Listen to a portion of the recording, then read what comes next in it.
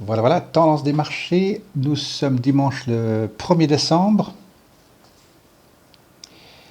Je vais fermer celui-ci. Voilà. Dow Jones 30, vous voyez bien le graphique? Oui, tip top. Alors, la bourse a atteint effectivement un niveau élevé, donc c'était le mardi 19. Et puis ensuite, vous voyez que, donc là, il a été au plus haut à 28,090. Et puis ici, rebolote, 28,146.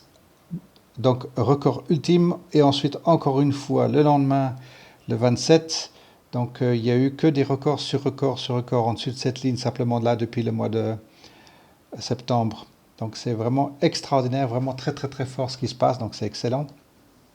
Alors, pour essayer de revenir à la lecture ici, il y a une fin de vague. Ça, c'était le troisième roulement qui ne s'est pas produit, qui ne s'est pas terminé, il a été au-delà. Puis là maintenant, on arrive à distinguer un, 2, 3 et 4. Et on hésitait si on mettait celui-ci dedans. Alors aujourd'hui, j'ai envie de dire, bon, on va prendre uniquement ceux-ci, un, 2, 3, 4, ce qui veut dire qu'il y aurait un cinquième. Parce que si on disait que ça c'était un, ça faisait un, 2, 3, et puis on ne savait pas s'il pouvait faire effectivement un quatrième, donc ça c'est parfait. Donc dans tous les cas, il est parti encore pour une magnifique période haussière là, jusqu'à 28 400. Et on voit les divergences entre la 10 et la 20, ça c'est parfait, et toujours en dessus de la moyenne de 100. Même si on recule un tout petit peu sur les 6 mois, on se souvient, on attendait ici ce premier roulement, deuxième roulement et troisième roulement. Puis celle-ci, je vais l'enlever parce que ça fait penser aussi à un flag pattern, mais ce n'est pas possible puisque les bas sont plus hauts à chaque fois ici. Mais voilà, donc ça, pour le Dow Jones 30, on voit qu'il est effectivement après cette période ici latérale, on voit que maintenant il est parti pour cette période ici à la hausse. Donc ça c'est bonne nouvelle. En tout cas, on va imaginer jusqu'à prochaine expiration des options, il va se comporter comme ça. On va juste regarder maintenant. Donc ça c'est les 30 plus grosses. Puis maintenant on va prendre 70% du marché. Et puis sur la même échelle, on voit quelque chose absolument semblable. Donc effectivement, semaine d'avant, il y avait ce record. Je vais me rapprocher de nouveau. Voilà, semaine d'avant, il y avait ce record ici, le 19, pardon, le 19, puis ensuite le 27. Alors lui, il a fait 3 jours de suite de plus haut qu'ici.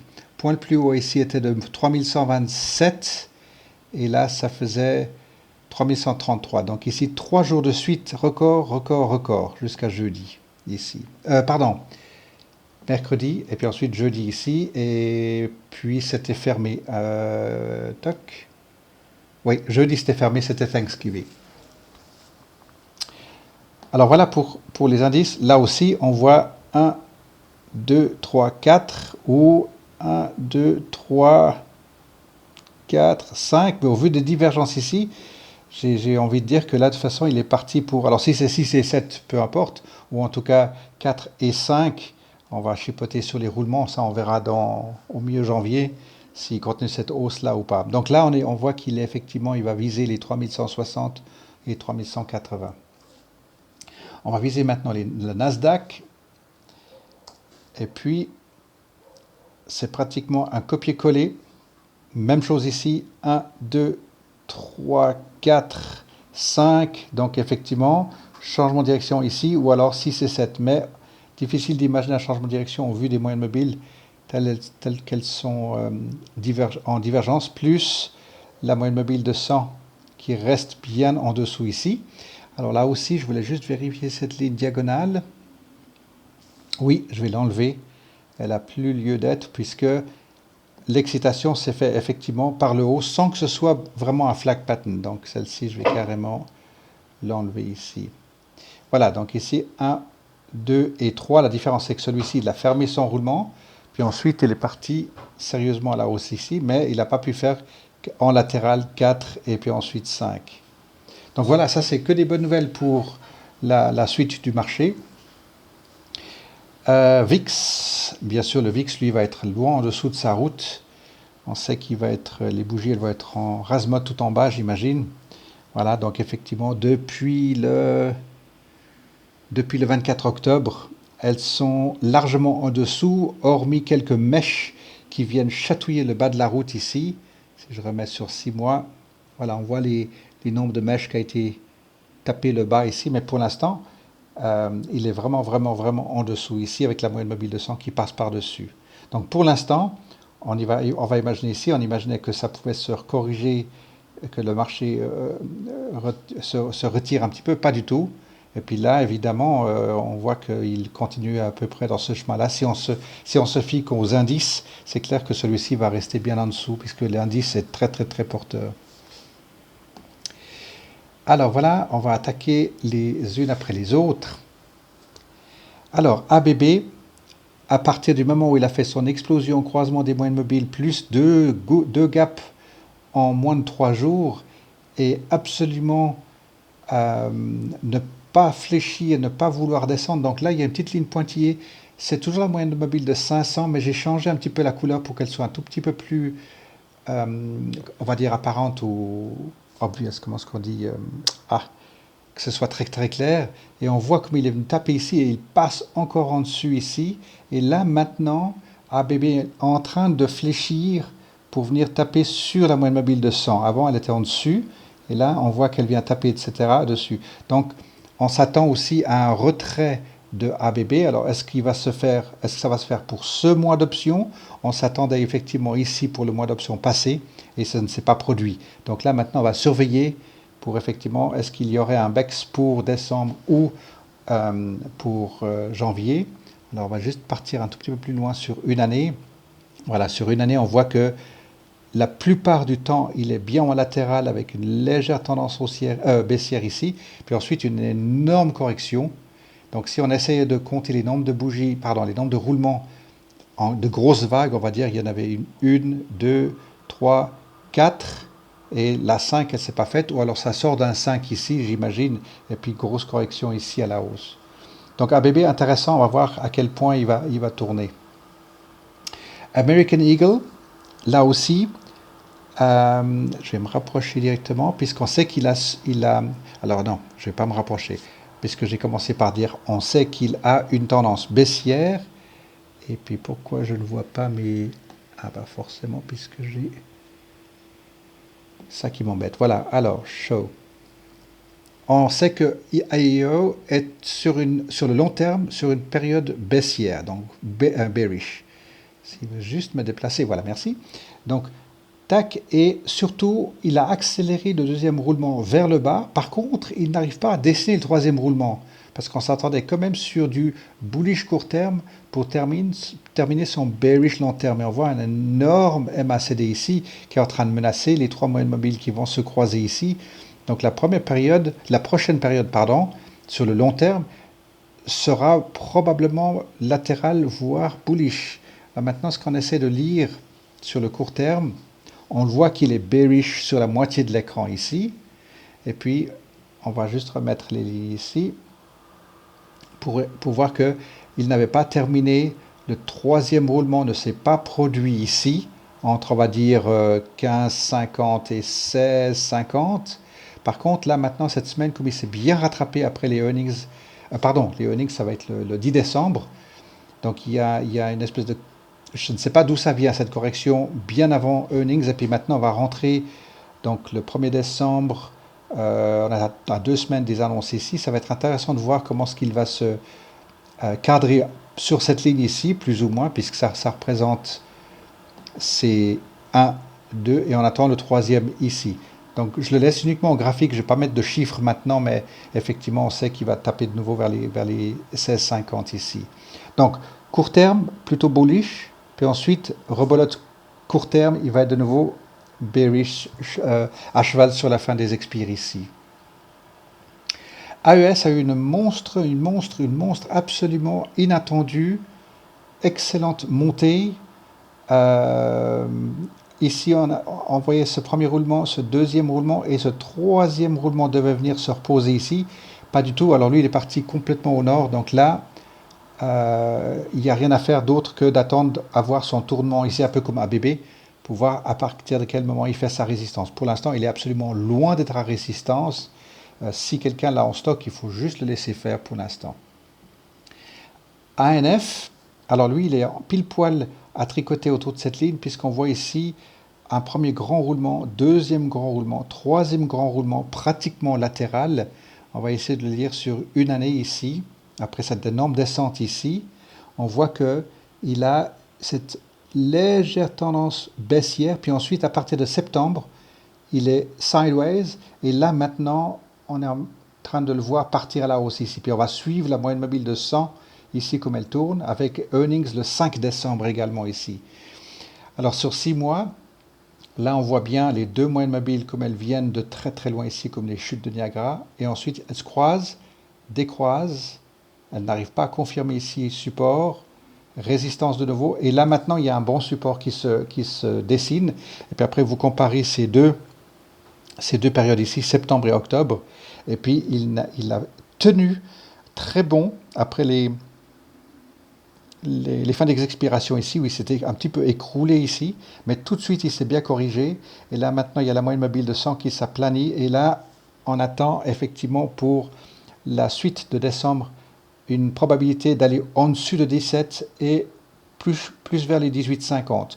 Ou alors il va tergiverser ici, venir taper la ligne, faire un tout petit peu comme il a fait ici au mois de juin-juillet, tergiverser de ce côté-là. Dans tous les cas, c'est parfait pour ANF puisqu'on sait qu'il est sur une bonne pente au niveau des fondamentaux, etc. On voit ici sur le long terme, il a fait sa grosse descente ici. Et là également, on attend pour la nouvelle période plutôt latérale, voire bullish de nouveau. Et puis on va juste l'étirer un tout petit peu plus. Voilà, on voit qu'il vient de très très très loin. Et puis là ici, premier énorme roulement, deuxième roulement. Ça c'est très très précipité, donc on s'attendait plutôt à une descente progressive durant l'année. Il l'a fait très vite en un seul mois, là au mois de mai.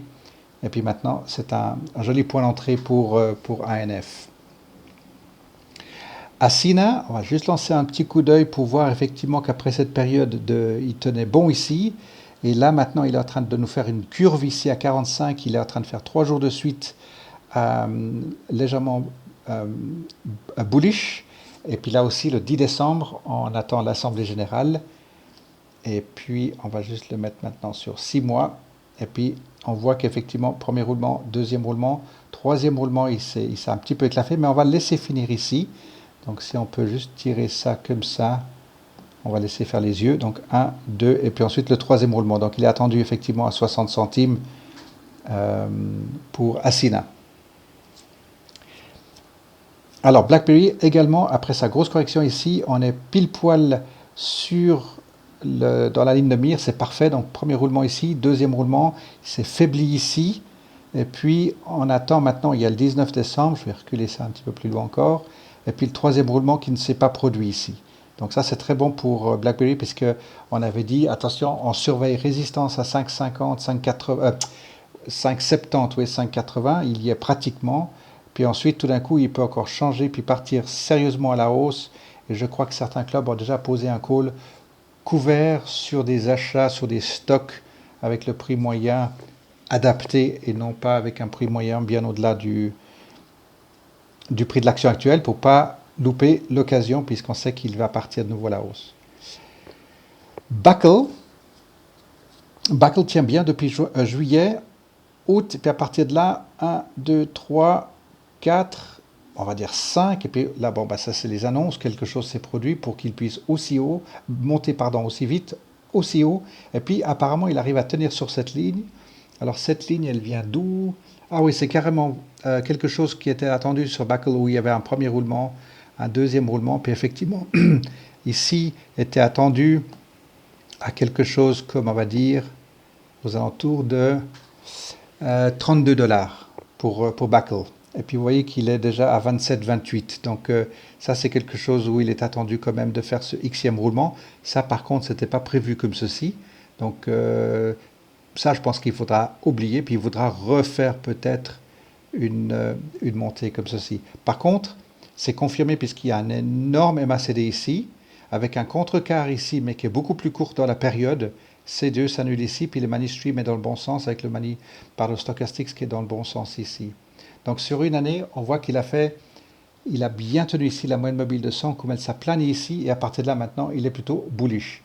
Donc Buckle, ça reste néanmoins en point d'entrée. Pour CHK,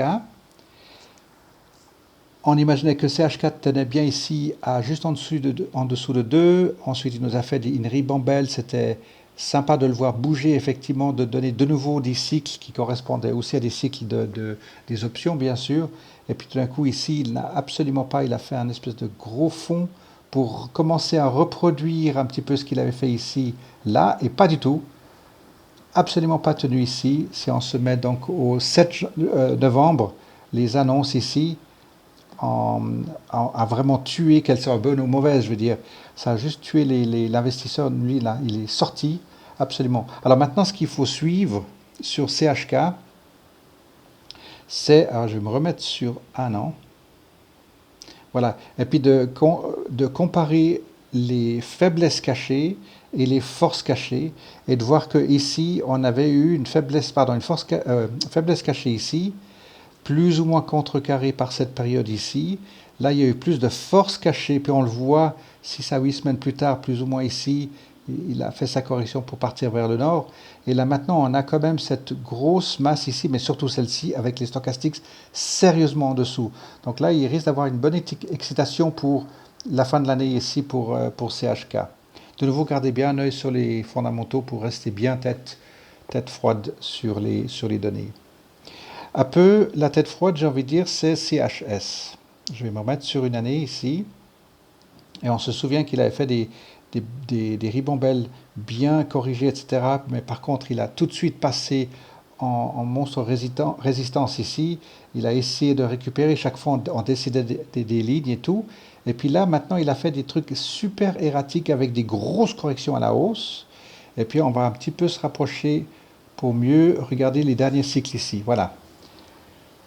Premier roulement, deuxième roulement, troisième roulement ne s'est pas produit dans l'enchaînement au niveau espace-temps, mais il l'a quand même fait avec une ribambelle ici. 1, 2, 3, 4.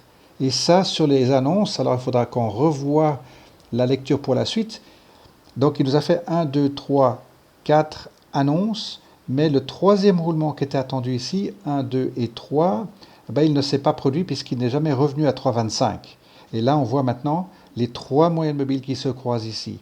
Donc CHS, pour moi, il entame déjà sa période bullish pour l'année. Si on se remet sur 6 mois, la moyenne mobile de 100, vous la voyez bien ici, elle rentre dans les bougies, elle décapite les bougies ici, et puis là, elle passe par-dessous. Donc maintenant, pour moi, CHS, c'est plutôt dans une période bullish qu'il est attendu, puisque sur une année, vous voyez qu'il a fait cette énorme descente sur une année jusqu'au mois de mai. Ici, il a commencé à faire un espèce de latéral, petite descente, espèce de... Voilà, non, latéral ici, puis tout d'un coup des hausses ici. Mais on va dire que toute cette période ici, depuis le mois de mai jusqu'à... Boum, là, ça va reproduire, c'est 7 mois. Pendant 7 mois, il a été ici, entre parenthèses, latéral. Et là, maintenant, pour moi, il sort de cette période. Et vous voyez la moyenne de 500 qui arrive par le haut ici, la pointillée émeraude là. Voilà pour CHS. Donc parmi les retailers, c'est celui avec AEO qui se porte bien, ANF également, mais CHS maintenant qui a fait la plus grosse descente est en train de bien concrétiser sa fondation ici. Alors GE, même chose, on se souvient, on le surveille de loin sur sa grosse descente, et puis ensuite il nous a bien pointé ici double support à décembre-janvier, et puis ensuite ici 1, 2, 3, 4, le cinquième ne se produit pas, donc on va l'oublier sur annonce. Il a fait une monstre glissade ici. Par contre, vous avez de nouveau les trois moyennes mobiles qui se croisent à la hausse. Donc ici, premier roulement, deuxième roulement, et je m'en moque, il est parti en dessus. Donc, où il était attendu à revenir vers 8,50 pour repasser sur 10, pour revenir vers les 9, là, il est changé de catégorie de prix. Donc, on va dire c'est comme s'il terminait quelque chose dans ces eaux-là, mais par contre, maintenant, il passe en dessus. Il est en dessus de 11 $. Donc, c'est très bien vu pour GE. On va le garder sur le long terme, on avait dit aussi. Et puis, voilà, sur 5 ans, ce qu'on est en train de faire. On est rentré dans une première période ici aux alentours de 13 $.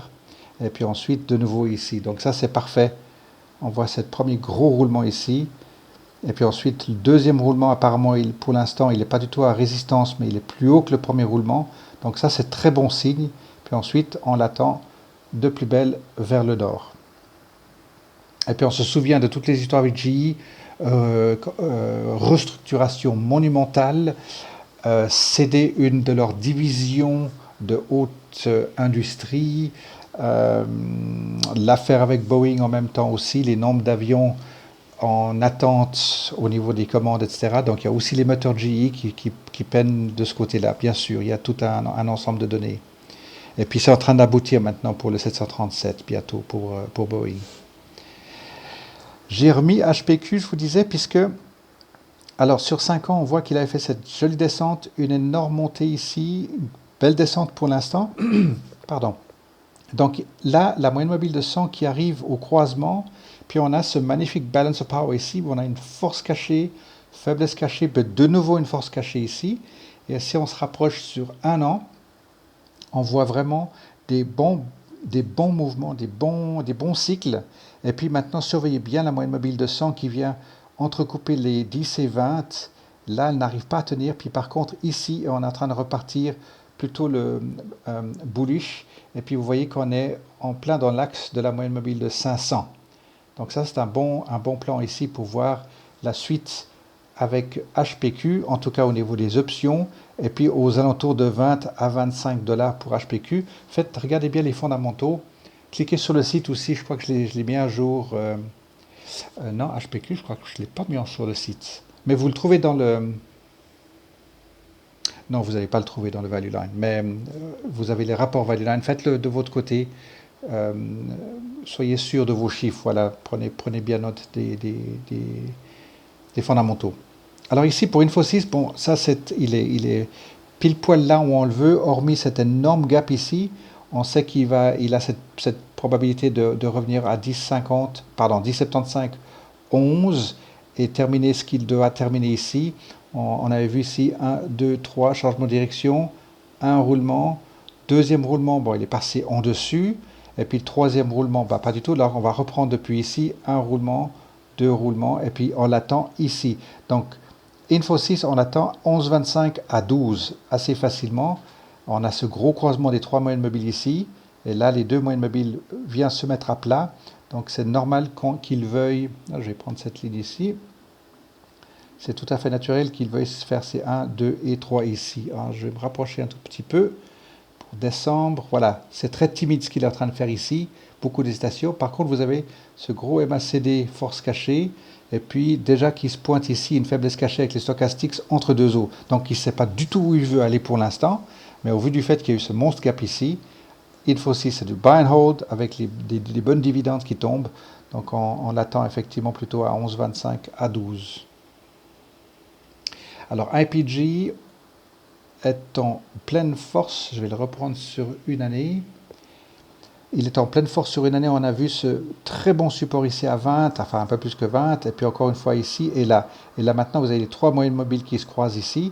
Donc, belle période devant lui à la hausse jusqu'à de nouveau 23,50. C'était les trois pointes ici.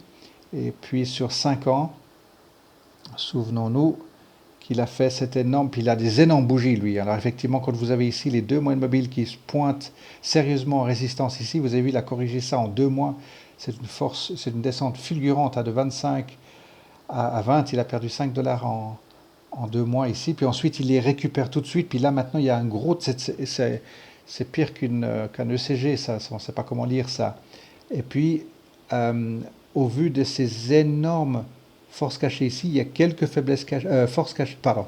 Il y a une faiblesse cachée ici, mais des grosses forces cachées ici. Stochastics n'arrive pas à être en super survendu, j'ai envie de dire. Donc ça, c'est très difficile à lire pour l'instant. D'où ces énormes bougies, puisque ça reflète exactement ces énormes bougies qui font des trades ou des gaps, pas des écarts plutôt énormes. Puis vous voyez ces énormes vagues comme ça, c'est très intéressant de 21 à 23 dollars. Donc maintenant qu'on est effectivement ici sur un croisement des trois moyennes mobiles, ça va être intéressant de le voir, juste le calculer jusqu'à la fin décembre encore pour compter ces nombres de roulements ici autour de la moyenne mobile de 100.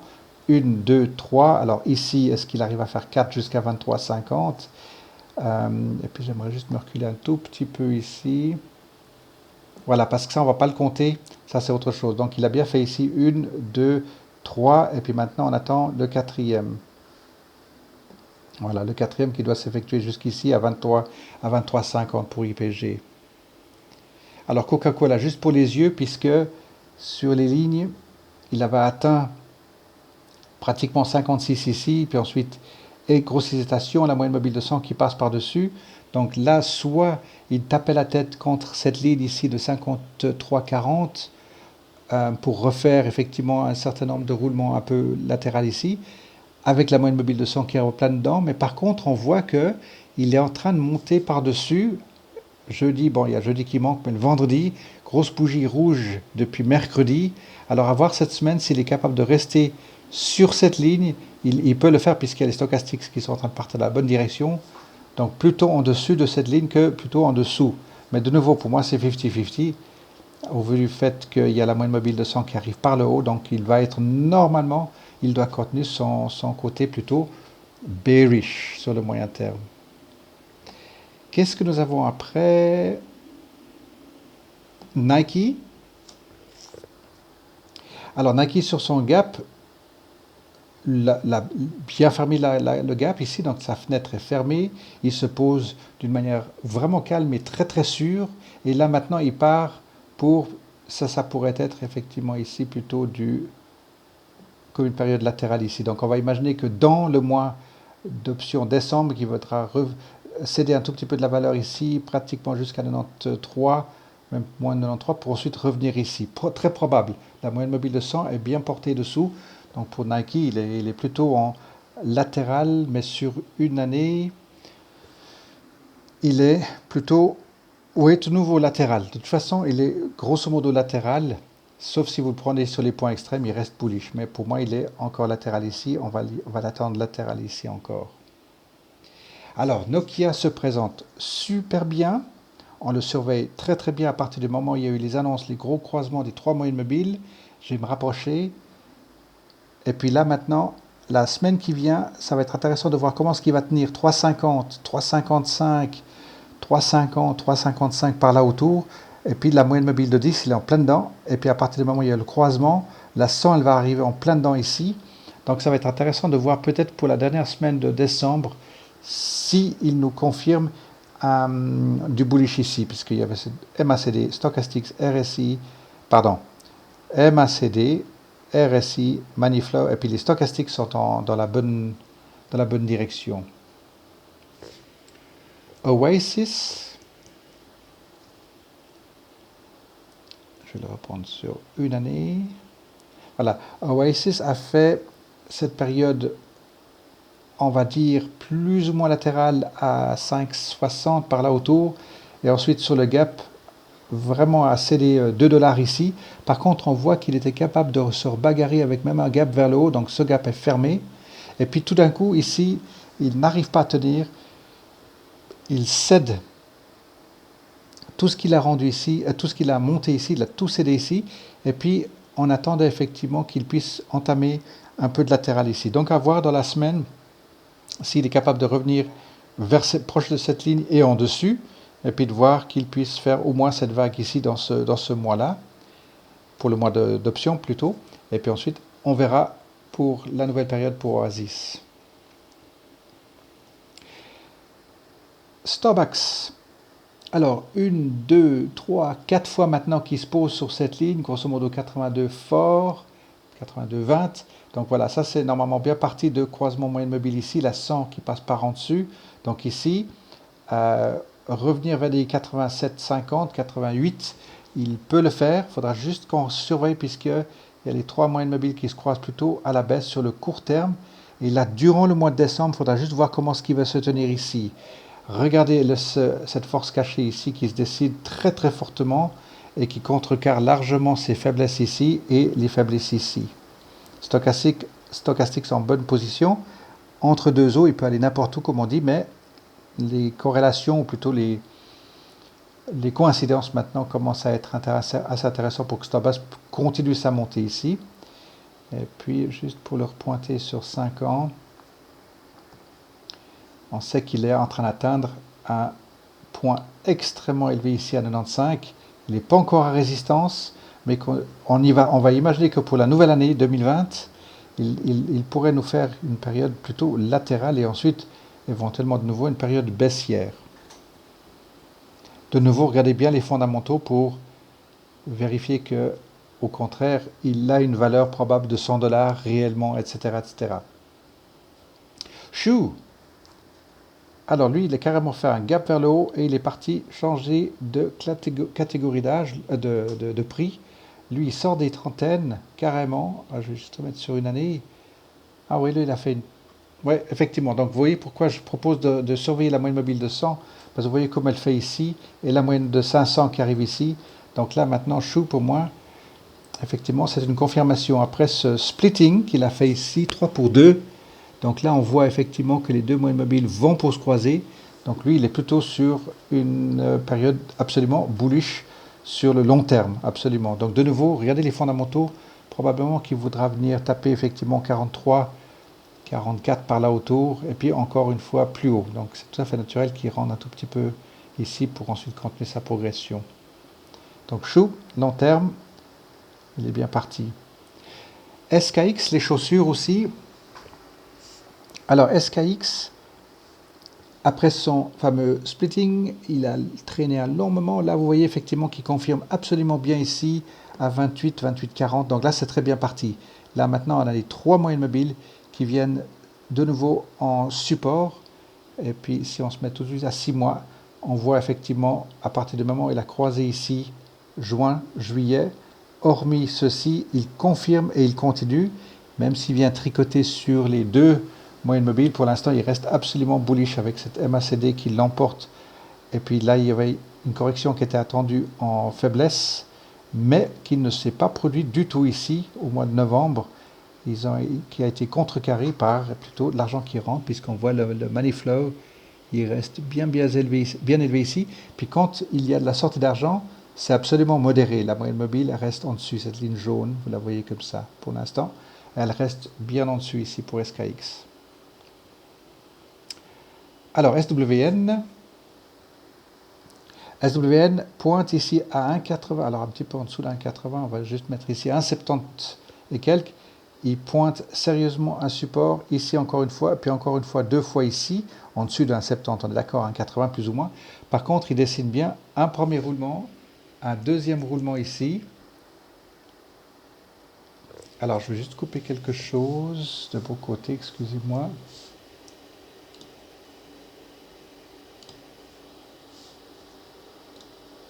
Je n'avais pas remarqué que j'avais un autre ventilateur qui tourne.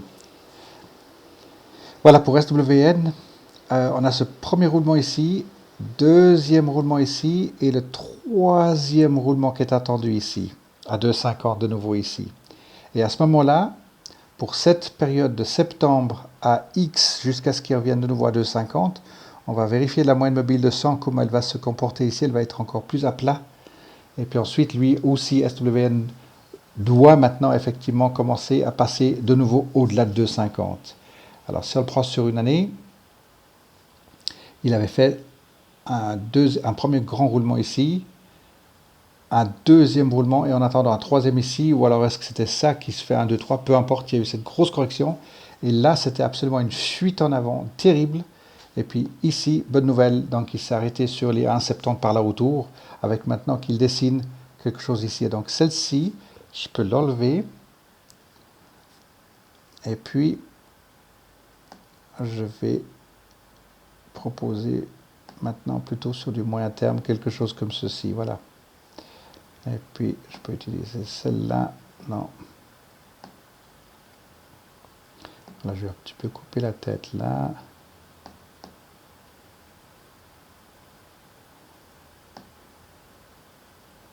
Il faut s'habituer au TC2000 maintenant qui réagit un petit peu différemment. Voilà, vous le voyez à peu près comme ça. Bon, mes lignes ne sont pas super parallèles, mais 1, 2 et ensuite 3 ici. On attend bien à 2,50. Voilà pour SWN. Donc ça, c'est des bonnes nouvelles parce que lui, il est passé vraiment de l'azur, enfin de l'espace de 34 à 1 $. C'est absolument, absolument incroyable. La maison est saine, donc elle se démontre au niveau de la gestion, au niveau du management, ça c'est bon. Et puis là maintenant, on attend à ce que ça se retourne correctement ici. Alors TECK, Tech, là aussi, je vous l'ai mis ou je le remettais sur le banc parce que on voit qu'il a fait cette grosse période latérale, puis ensuite cette belle correction à la baisse ici. Donc maintenant, à suivre, à étudier s'il veut encore faire de la baisse ou bien s'il est prêt à faire une période latérale. Donc de nouveau, sur les fondamentaux, l'échelle de prix, etc., se présente bien, il passe en dessous de 20. Donc là, la moyenne mobile de 100, on va l'attendre ici au croisement. Probablement pas encore ce mois d'option, mais vous voyez ici un roulement, deuxième roulement, puis le troisième roulement ici est attendu. Donc patience pour rentrer à bord de TECK avec la moyenne mobile de 500 qui est à l'horizontale légèrement fléchissant vers le sud. C'est normal puisqu'il y a eu cette belle descente ici de 3 ou 4 dollars. Under Armour tient super bien. Il tient vraiment bien. Si on le met sur un an ici, avec cette grosse correction qu'il a fait, on voit la force qu'il a eu de revenir, y compris ce gap ici. Et puis maintenant, on attend premier roulement, deuxième roulement et le troisième roulement ici. Donc il est toujours attendu aux alentours de 21,50. Et puis il va continuer de faire de tricoter autour de la moyenne mobile de 100.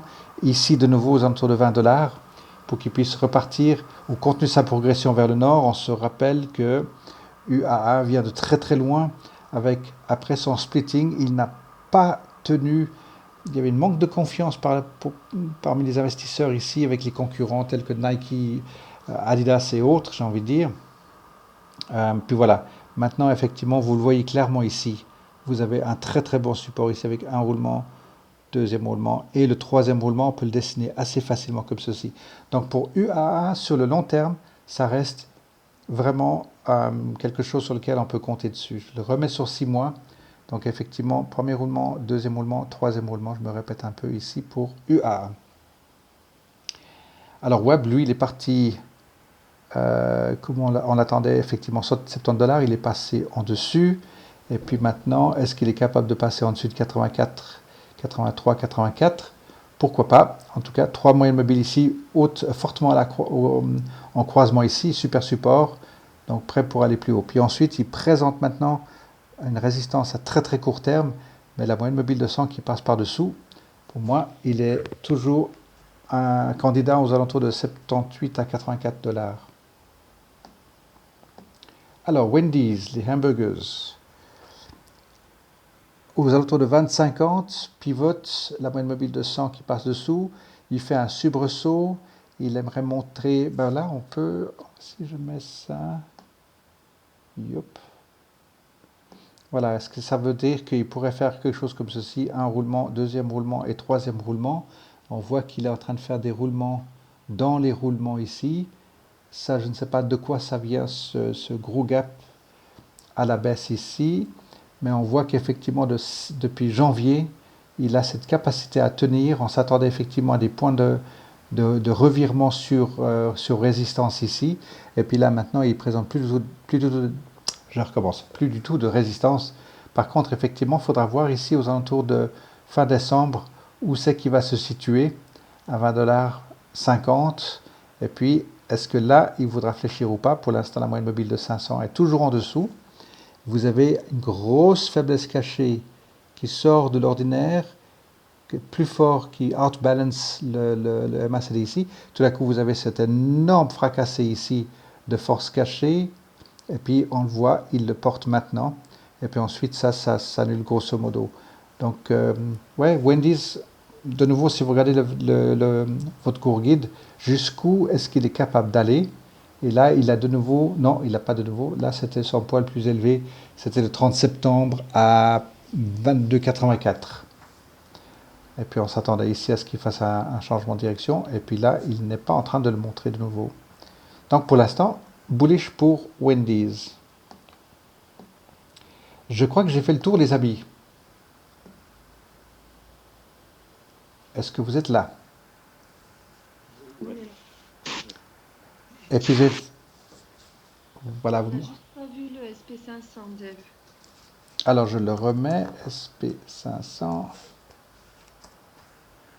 Alors, on a vu que le SP500, je vais le remettre sur une année. Non, je vais le remettre sur cette ligne ici, où il nous a montré jour après jour, effectivement, des points plus élevés. Puis ensuite, dans la nouvelle période des expirations décembre rebolote effectivement. Ça c'était quel jour j'avais dit? Le lundi, mardi, mercredi, de nouveau record absolu de la bourse sur le SP 500. Donc effectivement, il ne montre aucun signe de résistance pour l'instant. On va dire un roulement, deuxième roulement, troisième, quatrième, donc cinquième est attendu. Et puis, moyenne mobile de 100 qui passe en dessous, qui reste en dessous et qui se croise toujours en bullish. Donc effectivement, le SP 500 reste absolument super porté sur ce qui se passe aux États-Unis. En tout cas, c'est très prometteur. Alors voilà pour ça.